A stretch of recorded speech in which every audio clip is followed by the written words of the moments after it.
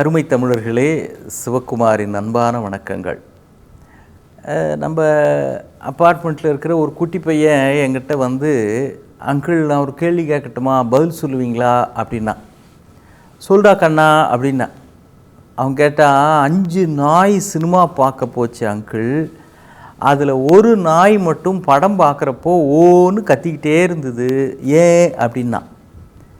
எனக்கு புரியல. 5 நாய் சினிமா பார்க்க போச்சா, ஒரு நாய் மட்டும் ஓன்னு கத்திக்கிட்டே இருக்கான், ஏண்டான்னு. அது ஓநாய் அங்கிள் அப்படின்னா. பிள்ளைங்க இப்போ விதவிதமாலாம் யோசிக்கிறாங்க.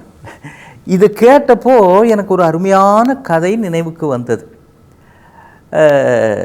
ஒரு ஓநாய் ஒன்று தெருவில் நடந்து போய்கிட்டே இருக்கு. ஒரு ஊர், அதில் ஒரு தெருவில் ஓநாய் நடந்து போகுது. தெருவில் ஓநாய் எப்படி நடக்கும்னு கேட்குறீங்களா? ஏன் சில மாதங்கள், போன வருஷம் இங்கே தெருவில் முதலையே வரலையா? அதே மாதிரி முதல்ல வரப்போ ஓநாய் வரக்கூடாதா? சரி, இந்த ஓநாய்க்கு ரொம்ப பசி, கடுமையான பசி, திங்கிறதுக்கு ஏதாவது கிடைக்காதா அப்படின்னு தேடிக்கிட்டே வருது. அந்த வழியாக ஒரு நாய் ஒன்று போச்சு, அதுங்கிட்ட இது கேட்குது, எஸ்கியூஸ் மீ ப்ளீஸ். அது படித்த ஓநாய். எஸ்கியூஸ் மீ, இங்கே சாப்பிட்றதுக்கு ஏதாவது கிடைக்குமா அப்படின்னுச்சு. அந்த நாய் ஒன்று, நல்ல கவலையே படாதீங்க, இந்த தெரு கோடியில் ஒருத்தர் இருக்கிறார், அவர் தான் தினம் எனக்கு 3 வேளை சாப்பாடு போடுவார், அதனால் நீ என் கூட வந்த அப்படின்னா நான் அங்கே அழிச்சிட்டு போய் உனக்கு சாப்பாடு வாங்கி தரேன் அப்படின்ச்சு. அது எவ்வளோ நல்ல நாய் பாருங்க. நீ என் கூட வா, நான் உனக்கும் சாப்பாடு வாங்கி தரேன் அப்படின்னு சொல்லுது. எங்கே இதை அழிச்சிட்டு போனால் தன்னோட சாப்பாடை இதுக்கு கொடுத்து நாம் பட்னி கிடக்க வேண்டியிருக்குமோ அப்படின்னு அது யோசிக்கலை. அது நல்ல நாய். சில நாயெலாம் ரொம்ப சுயநலமாக தான் நம்மகிட்ட பழகும். காரியம் ஆகிற வரைக்கும் நம்மகிட்ட பழகும், காரியம் ஆனவுடனே அந்த நாய் நம்மளை கழட்டி விட்டுரும். அப்படியும் சிலது இருக்குல்ல. ஆனால் இது ரொம்ப நல்ல நாய். நீயும் வா, நான் உனக்கு சாப்பாடு வாங்கி தரேன் அப்படின்னு சொல்லிச்சு. ரொம்ப சந்தோஷம், ரொம்ப தேங்க்ஸ், ரொம்ப தேங்க்ஸ், இது நியாயமான நீங்கள் செஞ்ச இந்த உதவியை நான் ஒரு நாளும் மறக்க மாட்டேன் அப்படின்னு போக ஆரம்பிக்கிறப்போ இந்த நாய் இருக்கே கொஞ்சம் விந்தி விந்தி நடக்குது. இந்த ஓநாய் அதை பார்த்துட்டு, ஏன் விந்தி விந்தி நடக்கிறீங்க, என்ன விஷயம்? ஆமாம், காலில் என்னோ பளபளன்னு இருக்கே, அது என்ன அப்படின்னு கேட்டுது. அது காலில் ஒரு வளையம் மாட்டியிருக்கு.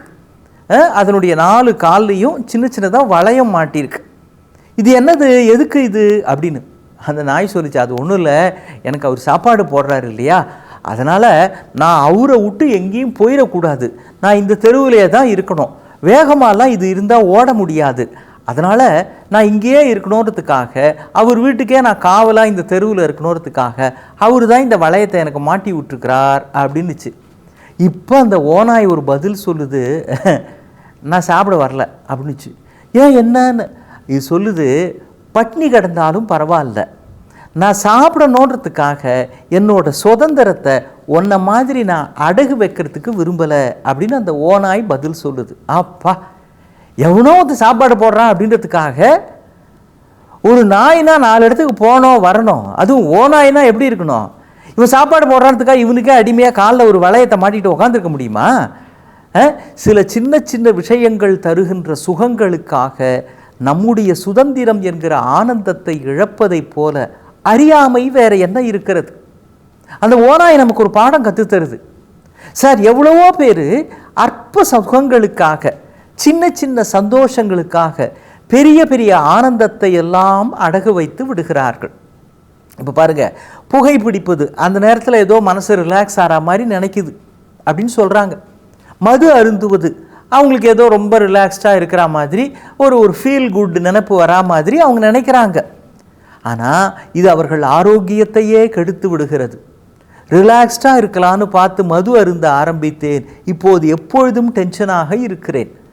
ஆரோக்கியமாக இருக்கலாம் என்று நினைத்து மது அருந்த ஆரம்பித்தேன், இப்போது நோயாளியாகிவிட்டேன். நிம்மதியாக உறங்கலாம் என்று நினைத்துத்தான் மது அருந்தினேன், இப்பொழுது தூக்கமே இல்லாமல் தவிக்கிறேன்னு ஒரு ஆங்கில கவிதை ஒன்று உண்டு.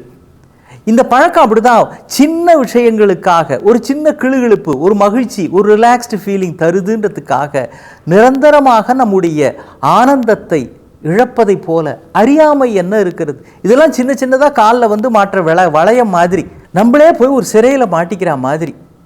கணேஷ் நாராயண் தாஸ் அப்படின்னு பத்மஸ்ரீ விருது பெற்ற ஒரு அறிஞர். அவர் பழங்குடி மக்களெல்லாம் ஆராய்ச்சி செய்கிறவர்.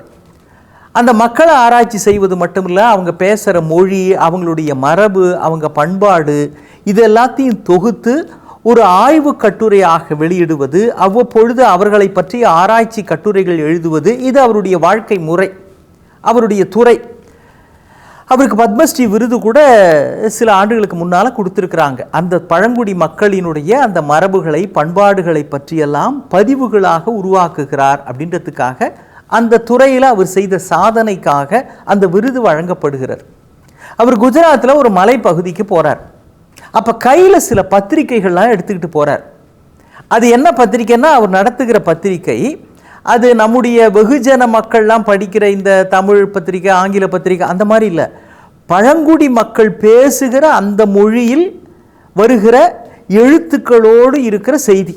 நீங்கள் அந்த மொழி தெரிஞ்சு அந்த எழுத்து தெரிஞ்சால் தான் அதை படிக்கவே முடியும். பழங்குடி மக்களுக்கான எழுத்து, மொழி, இது எல்லாம் அதிலே இருக்கிற அந்த பத்திரிகையை அச்சிட்டு அவர் கொண்டு போய் அங்கே வச்சிருக்கிறார். அங்கே போகிறப்போ நான் இங்கே ஒரு மாதம் தங்கி உங்களுக்கு நடுவில் தான் இருப்பேன். நான் பல செய்திகள்லாம் இங்கே இந்த பகுதிகளெலாம் ஆராய்ச்சி பண்ணணும்.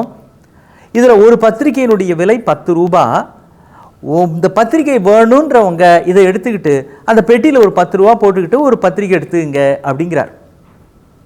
அங்கே தான் இருக்குது. மாதம் முடிய போகிற நேரத்தில் வந்து பார்த்தா எங்கே இந்த ஜனங்களுக்கு படிக்கவே தெரியாது, இவங்களுக்கு இதில் என்ன தெரிய போகுது, இவங்ககிட்ட ஏதோ வச்சுட்டோம் அப்படின்னு பார்த்தா அவங்க எல்லாம் அங்கேருந்து வந்து, ஐயா அடுத்த தடவை வரப்போ இன்னும் ஒரு 100 பத்திரிக்கை எடுத்துக்கிட்டு வாங்க அப்படின்னு சொல்கிறாங்க.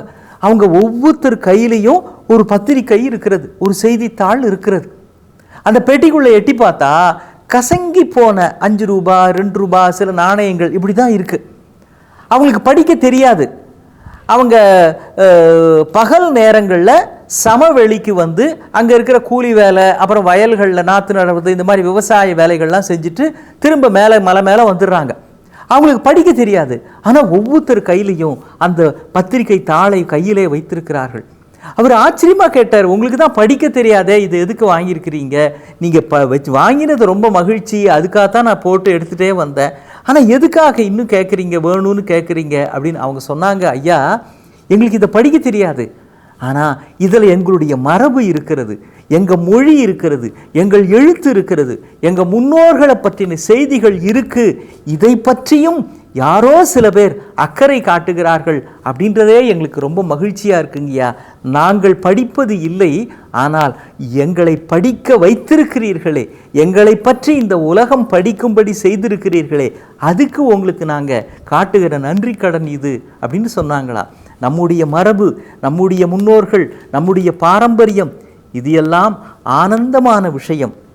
ஆனால் இன்றைக்கு அந்நிய மொழி, அந்நிய உணவு பழக்க வழக்கம், அந்நிய கலாச்சாரம், இதெல்லாம் சின்ன சின்ன வளையம் மாதிரி நம்முடைய கால்களை சுற்றி கொள்வதற்கு நாமே அனுமதிக்கிறோம். காலப்போக்கில் நம்முடையவை, நம் அடையாளங்கள், இதையெல்லாம் நாம் இழக்க வேண்டியிருக்கும்.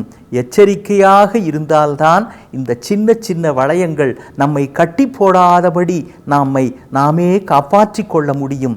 இது நாய்க்கும் ஓநாய்க்கும் சம்பந்தப்பட்ட விஷயம் அல்ல. ஜனநாயகத்தினுடைய குடிமக்கள் என்கிற முறையில் நம் ஒவ்வொருவருக்கும் இருக்க வேண்டிய ஆதாரமான சுதந்திர உணவை பற்றிய வார்த்தை சுவடு என்பதை மறந்து விடாதீர்கள். மீண்டும் சந்திப்போம். வணக்கம்.